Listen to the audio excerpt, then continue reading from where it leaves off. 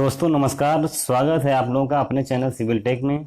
आज हम लोग कंक्रीट टेक्नोलॉजी के most important MCQ part number 5 पढ़ने जा रहे हैं। तो आइए स्टार्ट करते हैं। 201 नंबर क्वेश्चन दिया है, permissible compressive strength of 2M200 concrete grade इस कितना होगा, तो केजी पर सेंटीमीटर स्क्वायर में कितना हो जाएगा, 200 केजी हो जाएगा। आपका सी वाला आंसर यहाँ पर करेक्ट हो जाएगा। 202 नंबर क्वेश्चन दिया है, कह रहा है कि the minimum diameter of the longitudinal bar in A column. क्या कह रहा है, कह रहा है किसी भी कॉलम में जो लॉन्गिट्यूडनल बार की जो मिनिमम डायमीटर होती है वो कितनी रखी जाती है, तो करेक्ट आंसर आपका सी हो जाएगा, 12 mm रखा जाता है। 12 mm का आंसर जो है आपका करेक्ट हो जाएगा। अगला क्वेश्चन दिया है, कह रहा है कि the high strength of rapid hardening cement at early stage. क्या दिया है, high strength of rapid hardening cement at early stage is due to its. कह रहा है कि जो आपका रैपिड हार्डनिंग सीमेंट होता है उसकी जो हाई स्ट्रेंथ होती है वो अर्ली स्टेज यानी प्रारंभिक रूप में किसके कारण से होती है, तो करेक्ट आंसर आपका सी हो जाएगा, इंक्रीज्ड लाइम सीमेंट। क्या कह रहा है कि लाइम सीमेंट को अगर हम इंक्रीज करते हैं तो रैपिड हार्डनिंग सीमेंट में अर्ली स्टेज पर जो स्ट्रेंथ होती है उसकी हाई हो जाती है। ठीक है, अगला क्वेश्चन दिया है, कह रहा है कि sand requiring a high water cement ratio. क्या दिया है, sand requiring a high water cement ratio belongs to, तो क्या हो जाएगा, करेक्ट आंसर हो जाएगा जोन फर्स्ट, ए वाला आंसर यहाँ पर करेक्ट हो जाएगा। अगला क्वेश्चन दिया है, कह रहा है the minimum grade of concrete to be used in the reinforced concrete as per IS 456 1978। क्या दिया है, कह रहा है minimum grade of concrete to be used in the reinforced concrete as per IS 456 1978, तो करेक्ट आंसर हो जाएगा आपका M15। M15 ग्रेड की जो कंक्रीट होती है, देखिए ये आपका जो क्वेश्चन है ये IS 456 1978 के अनुसार पूछा है। अगर आपको IS कोड 456 2000 के अनुसार पूछता तो करेक्ट आंसर आपका बी हो जाता है यहाँ पर। ठीक है, तो चूंकि आपका 1978 के अनुसार पूछा है तो करेक्ट आंसर यहाँ पर ए हो जाएगा। अगला क्वेश्चन दिया है, कह रहा है while compacting the concrete by a mechanical vibrator. क्या दिया है कि जब हम किसी भी कंक्रीट को मैकेनिकल वाइब्रेटर से क्या बोलते हैं कंपैक्ट करते हैं, तो कह रहा है कि the slump should not exceed, slump जो होता है वो अधिक नहीं होना चाहिए। किससे अधिक नहीं होना चाहिए, करेक्ट आंसर भी हो जाएगा 5 सेंटीमीटर। 5 सेंटीमीटर से क्या होता है, अधिक नहीं होना चाहिए। अगला क्वेश्चन दिया, कह रहा है नॉन यूनिफॉर्म कंपैक्शन में केस द कंक्रीट। क्या दिया है, नॉन यूनिफॉर्म कंपैक्शन में केस द कंक्रीट, तो क्या होता है, पोरस होता है, नॉन होमोजीनियस होता है, रिड्यूस्ड स्ट्रेंथ मतलब रिड्यूस्ड स्ट्रेंथ को रिड्यूस कर देता है। तो ऑल ऑफ द अबव यानी डी वाला आंसर यहाँ पर करेक्ट हो जाएगा। अगला क्वेश्चन दिया, कह रहा है the modulus of rapture of concrete is measured of. कह रहा है कि जो मॉडुलस ऑफ रैप्चर होता है यानी मॉडुलस ऑफ रैप्चर होता है किसके कंक्रीट का, वो किससे मापा जाता है, तो करेक्ट आंसर ए हो जाएगा आपका, फ्लेक्सुरल टेंसाइल स्ट्रेंथ से मापते हैं। किससे मापते हैं, फ्लेक्सुरल टेंसाइल स्ट्रेंथ से मापते हैं। तो FCR बराबर फार्मूला भी होता है आपका 0.7 √FCK का, तो ये भी याद रख लीजिएगा आप लोग। अगला क्वेश्चन दिया, कह रहा कि M10 grade of concrete approximate. क्या दिया है, M10 grade of concrete approximate कितना होता है, तो M10 का जो रेशियो होता है वो आपका ए नंबर करेक्ट हो जाएगा, 1:3 होता है। क्या होता है, 1:3 होता है, ए वाला आंसर यहाँ पर करेक्ट हो जाएगा। अगला क्वेश्चन दिया, कह रहा है higher workability of concrete is required its structure. क्या दिया है, हायर वर्कबिलिटी ऑफ कंक्रीट यानी कंक्रीट की जो हायर वर्कबिलिटी होती है इज रिक्वायर्ड आवश्यक होती है इफ द स्ट्रक्चर, यानी जब क्या होता है, स्ट्रक्चर हमारा कैसा होता है, थिक होता है और हैवी रेनफोर्स्ड होता है। क्या होता है, थिक होता है, हैवली रेनफोर्स्ड होता है। डी वाला आंसर यहाँ पर करेक्ट हो जाएगा। अगला क्वेश्चन दिया है, कह रहा है कि for a cantilever of effective depth of कितना दिया है, 0.5 मीटर दिया है। कह रहा है कोई कैंटिलीवर है जिसकी इफेक्टिव डेप्थ जो है कितनी दी गई है, 0.5 मीटर दी गई है। कह रहा है कि maximum span to satisfy the deflection vertical deflection limit is कितना हो जाएगा। तो देखिए ये क्वेश्चन में दरअसल ना इसने बताया नहीं है कि आपका स्लैब है या बीम है, समथिंग ऐसा कुछ नहीं बताया है। तो होता क्या है कि स्लैब और बीम के केस में अलग अलग होता है। जैसे मान लीजिए कैंटिलीवर दिया हुआ है तो बीम केस में कितना रखा जाता है, तो आपका 7 होता है। सिंपली सपोर्टेड बीम केस में कितना होता है, 20 होता है। कैंटिन्यूअस के केस में कितना होता है, 26 होता है। इसी तरह स्लैब के केस में 1 वे अगर स्लैब है तो 30 होता है, 2 वे स्लैब है तो 35 रखा जाता है, कैंटिन्यूअस है तो 40 रखा जाता है। तो इसको जब आप हल करेंगे तो कितना आंसर आ जाएगा, 3.5 मीटर आ जाएगा आपका, ए वाला आंसर यहाँ पर करेक्ट हो जाएगा। अगला क्वेश्चन दिया, कह रहा है the bulk density of aggregate does not depend upon. कह रहा है कि जो बल्क डेंसिटी होती है किसकी, एग्रीगेट की, वो डज नॉट डिपेंड नहीं करती है। किस पे डिपेंड नहीं करती है, तो size and shape of the container, container की जो साइज और शेप होती है उस पर डिपेंड नहीं करती है। डी वाला आंसर आपका यहाँ पर करेक्ट हो जाएगा। अगला क्वेश्चन दिया है, कह रहा है कि how long will it take for the concrete to achieve 100% of its strength. कह रहा है कि कोई कंक्रीट को अपनी स्ट्रेंथ 100% प्राप्त करने के लिए कितने दिन लगते हैं। तो करेक्ट आंसर आपका हो जाएगा डी, 28 डेज लगता है। डी वाला आंसर यहाँ पर करेक्ट हो जाएगा। अगला क्वेश्चन दिया है, कह रहा है कि a higher modular ratio show. कह रहा है कि जो हायर मॉडुलर रेशियो होता है वो शो करता है, क्या शो करता है, lower compressive strength of concrete. Concrete की लोअर कंप्रेसिव स्ट्रेंथ को शो करता है। बी वाला आंसर यहाँ पर आपका करेक्ट हो जाएगा। अगला क्वेश्चन दिया, कह रहा है कि for the construction of cement concrete floor. क्या दिया है, for the construction of the cement concrete floor maximum permissible size of the aggregate. Aggregate की मैक्सिमम परमिजिबल साइज पूछ रहा है कितना होता है। तो फ्लोर के केस में कितना होता है, 10 mm होता है। डी वाला आंसर यहाँ पर करेक्ट हो जाएगा। अगला क्वेश्चन दिया, कह रहा था specification of the cement bag for the storage. और कह रहा है कि स्टोरेज के लिए जो सीमेंट बैग का स्पेसिफिकेशन होता है क्या होता है, जो उसका वेट होता है वो 50 kg रखा जाता है। हाइट जो होती है वो 18 सेंटीमीटर होती है। प्लेन एरिया जो होता है आपका 3000 स्क्वायर सेंटीमीटर रखा जाता है। All of the above. तो डी वाला आंसर यहाँ पर करेक्ट हो जाएगा। अगला क्वेश्चन दिया है, कह रहा द मेन रेनफोर्समेंट। क्या दिया, main reinforcement in the heel of a T shaped RC retaining wall is provided on. अच्छा क्वेश्चन है। कह रहा है कि आरसी डिटेनिंग वॉल है, टी शेप्ड की आरसी डिटेनिंग वॉल है, उसमें हील में जो मेन रेनफोर्समेंट होता है वो हम कहाँ प्रोवाइड कराते हैं। तो करेक्ट आंसर ए हो जाएगा आपका, top face perpendicular to the wall. यानी वॉल के परपेंडिकुलर टॉप फेस पर हम प्रोवाइड कराते हैं। ए वाला आंसर यहाँ पे करेक्ट हो जाएगा। अगला क्वेश्चन दिया, कह रहा था separation of the coarse aggregate from the mortar during the transportation. क्या दिया है कि separation of the coarse aggregate from the mortar during the transportation is known as, क्या कहलाता है, सेग्रीगेशन कहलाता है। सी आंसर यहाँ पर करेक्ट हो जाएगा। अगला क्वेश्चन दिया, कह रहा है flaky aggregate is to be elongated if its length is. क्या दिया है कि जो फ्लैकी एग्रीगेट होता है उसको हम इलांगेटेड एग्रीगेट कब कह सकते हैं, जब उसकी लंबाई क्या होती है। तो करेक्ट आंसर आपका बी हो जाएगा, ट्वाइस द मीन साइज हो जाएगा। क्या हो जाएगा, twice the mean size. B वाला आंसर यहाँ पे करेक्ट हो जाएगा। ठीक है, अगला क्वेश्चन देखते हैं। कह रहा है कि अच्छा क्वेश्चन है ये, कथन दिया हुआ उसका रीजन दिया हुआ। कह रहा है कि the load factor for the live load is greater than the that for the dead load. और रीजन दिया है कि the live load are more uncertain than the dead load. तो अच्छा क्वेश्चन है। जो लाइव लोड होता है वो, लाइव लोड का जो फैक्टर होता है, लोड फैक्टर होता है वो 2.2 होता है। और आपका डेड लोड कितना होता है, 1.5 रखा जाता है।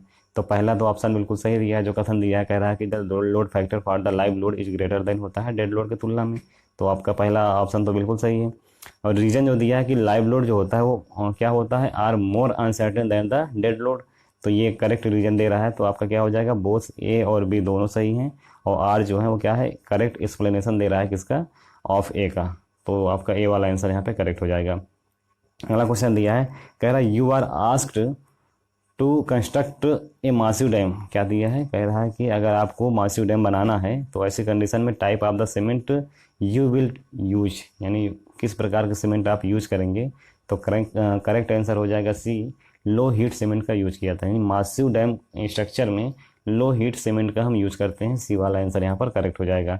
अगला क्वेश्चन दिया है, कह रहा है कि an ideal warehouse is provided. क्या दिया है, an ideal warehouse is provided. तो क्यों प्रोवाइड कराते हैं, वाटर प्रूफ मशीनरी वॉल के लिए, वाटर प्रूफ रूफ के लिए, और few window which remain generally closed. तो ये तीनों सही हैं आपके। डी वाला आंसर आपके सही हो जाएगा यहाँ पर। अगला क्वेश्चन दिया है, normally prestress wire are arranged in the. क्या दिया है कि जो प्री स्ट्रेस वायर होते हैं सामान्यतः अरेंज किए जाते हैं। कैसे अरेंज करते हैं, lower part of the beam, beam के लोअर पार्ट में अरेंज किए जाते हैं। बी वाला आंसर आपका करेक्ट हो जाएगा।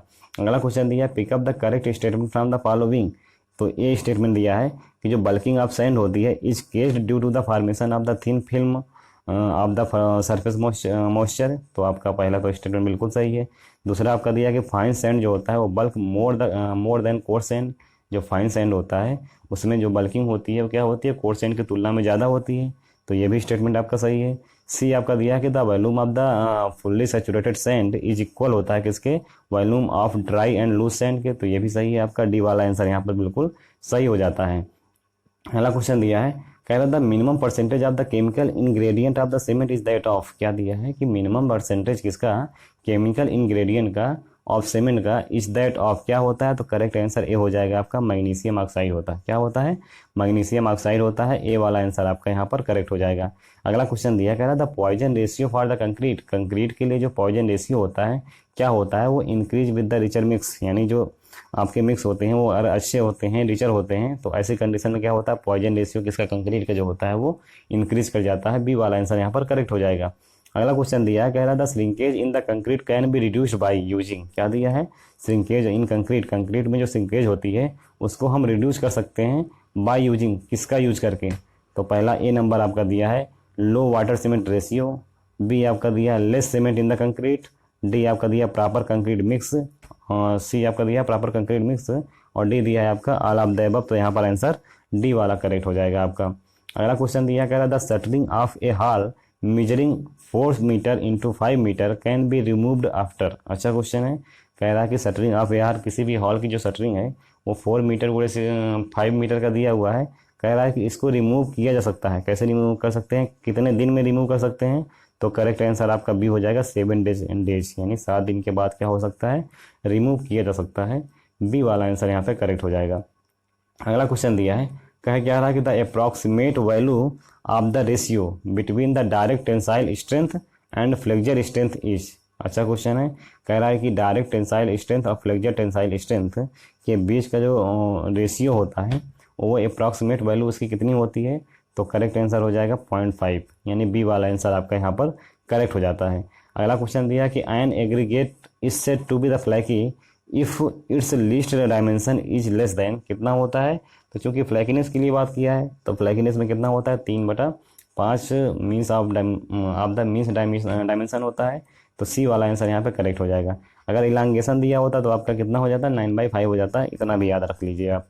अगला क्वेश्चन दिया कह रहा कि the workability improve by adding, क्या है, किसी भी कंक्रीट की जो वर्कबिलिटी होती है वो इम्प्रूव की जा सकती है बाय एडिंग, किसको ऐड करके, ए नंबर आपका दिया फ्लाई ऐश को, बी आपका दिया हाइड्रेटेड लाइम को, सी आपका दिया कैल्शियम क्लोराइड को, और डी आपका दिया ऑल ऑफ द अबव। तो डी आंसर यहाँ पर करेक्ट हो जाएगा। अगला दिया है कि workability of concrete is inversely proportional to, जो वर्कबिलिटी होती है कंक्रीट की वो इनवर्सली प्रोपोर्शनल होती है किसके, टाइम ऑफ ट्रांजिट के। ए वाला आंसर आपका यहाँ पे करेक्ट हो जाएगा। अगला क्वेश्चन दिया है कि pick up the correct statement from the following, इसमें से कौन सा स्टेटमेंट सही है ये आपको बताना है। ए नंबर दिया कह रहा कि free water in the is the amount of the water added while the mixing and amount of the water hold on the surface of the aggregate prior to mixing. अच्छा क्वेश्चन है, कह रहा है कि जो फ्री वाटर होता है किसमें, फ्री वाटर क्या होता है, एक अमाउंट होता है वाटर का जो हम ऐड करते हैं व्हाइल मिक्सिंग, जब हम मिक्स करते हैं किसको, and amount of the water जो कि हेल्ड किया जाता है कहाँ पे, the surface of the aggregate prior to the mixing. सही बात है आपका। बी आपका दिया है कि the total water is the free water and amount actual absorb by the aggregates. तो अच्छा क्वेश्चन है, मतलब कह रहा है कि कौन सा स्टेटमेंट सही था इसमें, ये बताना था आपका।